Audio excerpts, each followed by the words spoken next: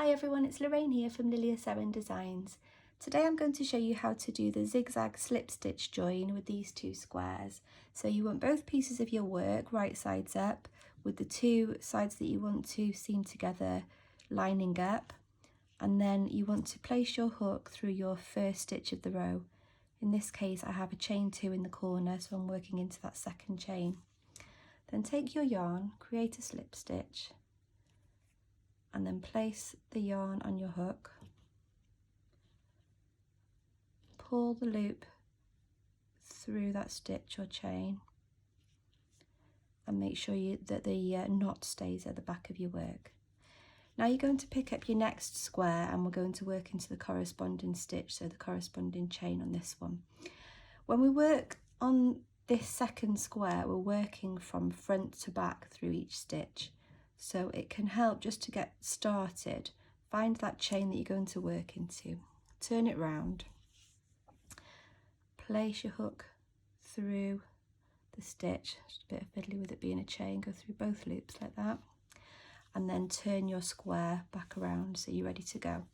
You always want your yarn to be underneath your squares when you're working across, and we're going to work flat like this, so it feels a little bit strange.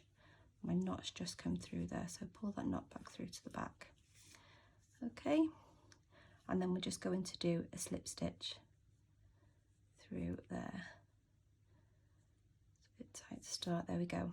Right, so we've joined our squares, and now we're just going to work a slip stitch into this front next stitch, a slip stitch into the back, slip stitch into the front square, slip stitch into the back square. But each time we keep our yarn behind the work. So I'll work the slip stitch into here. And then with the yarn at the back, we're going to work from front to back through this stitch here. So we're going to go from front to back and slip stitch. There we go. So I'm just going to zoom in a little bit and do a couple more of those. So a usual slip stitch into your front square, and then on the back square with the yarn at the back, we're going to go from front to back through that stitch and do a normal slip stitch. And again.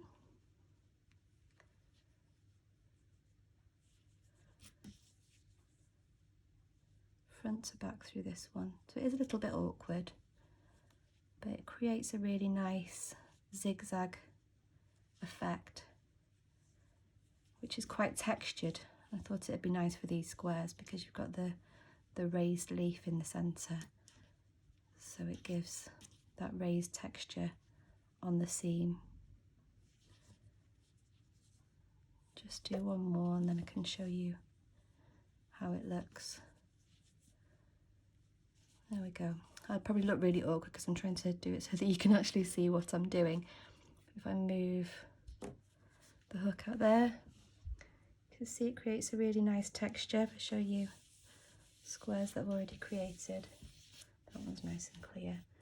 You can see this lovely zigzag texture that it creates. And I would, for this square, I would work that all the way across and into the first chain of those two chains in the corner. Happy crocheting!